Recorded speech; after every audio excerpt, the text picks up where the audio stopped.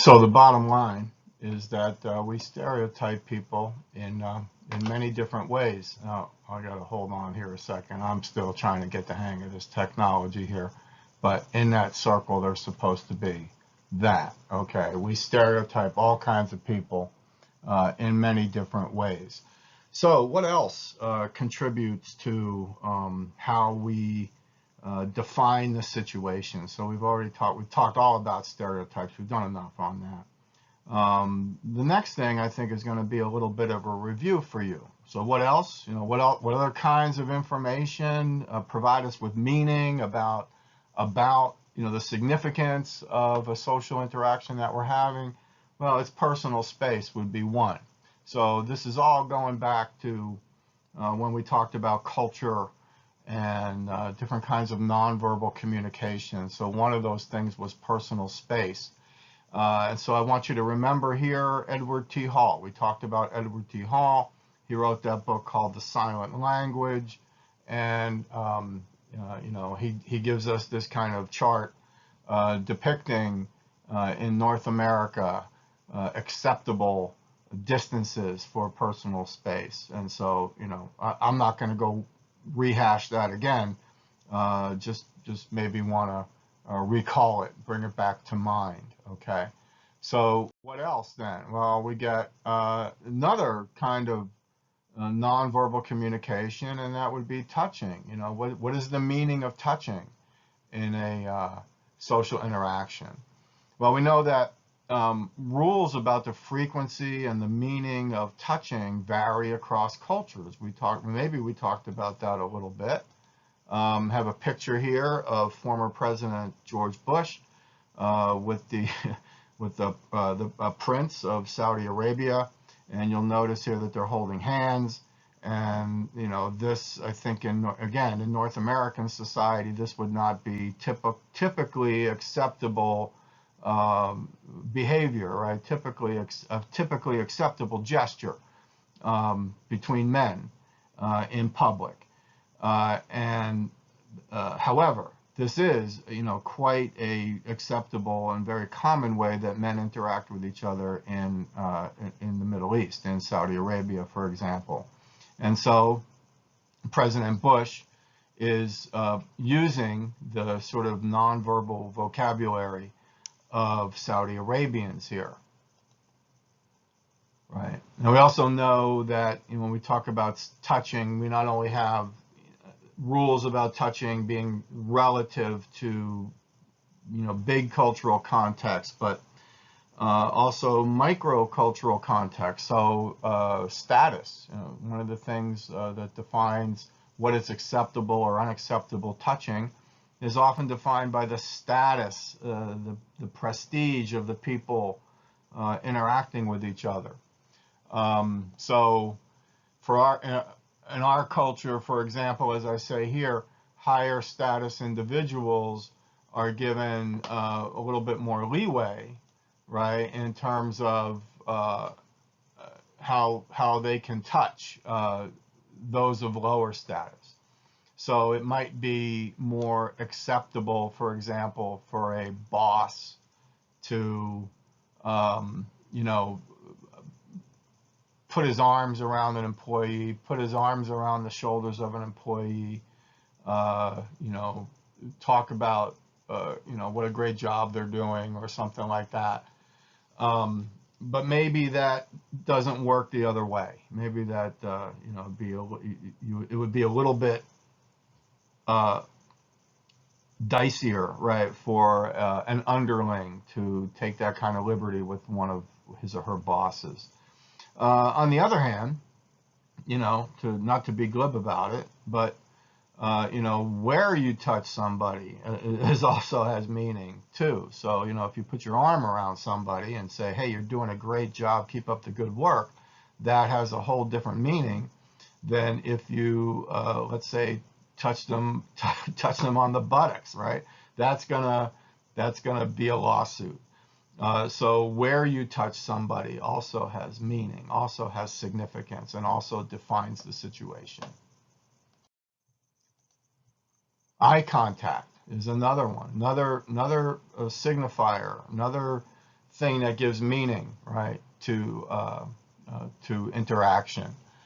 Eye contact takes on all different kinds of meaning. So here I have a couple of pictures here of eye contact, right? So the picture on the left, right, is clearly two guys who have eyes locked on each other, and that is very, very confrontational. And then on the other side here, on the right-hand side, well, first of all, we have Hall's notion of intimate space. These people are actually touching foreheads. They are intimate. They're hugging each other, and their eyes are locked on each other too.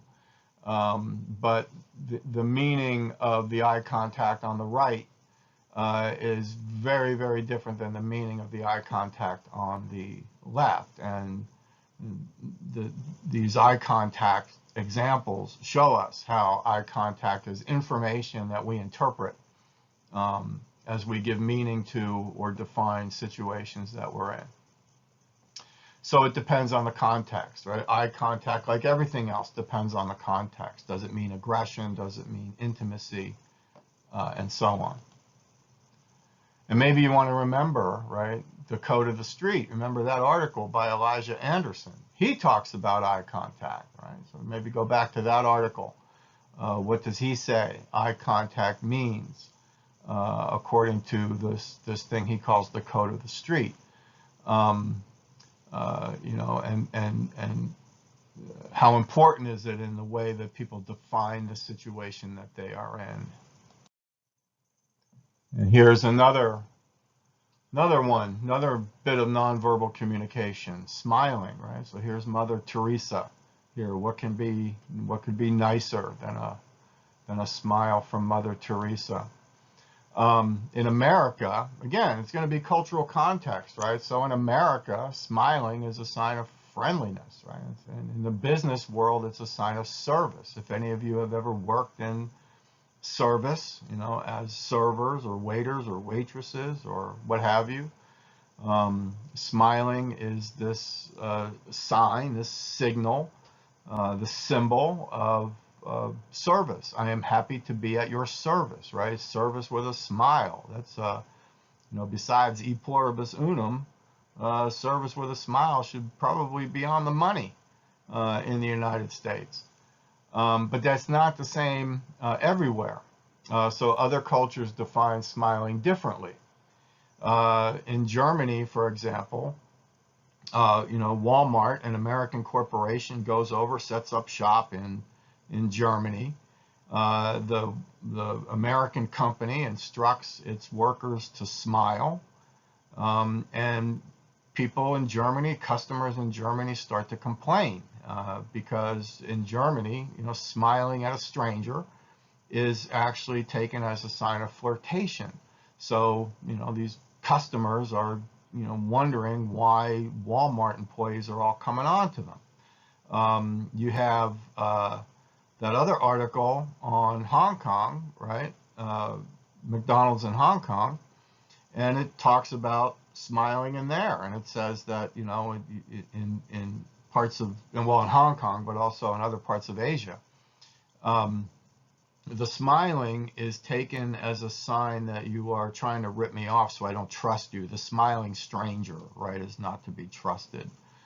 So just another example of how cultural context matters, right, and how cultural context determines the meaning of these various gestures and how we're going to interpret the settings and the interactions that we're in. Okay, so everything we've done so far is leading up to this, the discussion of Erving Goffman. You'll know in your book that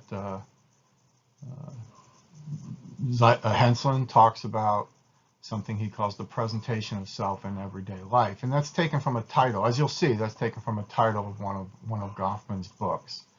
And just by looking at the title here, one of the things that you might notice is that he's talking about the self, right, as something that we present. All right, the self is something that we present. We present we present it to others.